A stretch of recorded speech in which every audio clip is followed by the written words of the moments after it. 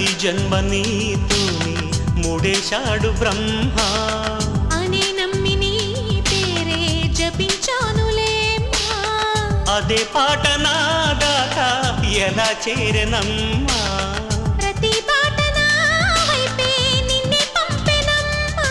నిరంతరం నీవు సేదో నను రమ్మన్నది ప్రతి క్షణం నీ ధ్యాసేగా కలవరించి వరించి రప్పించుతున్నది.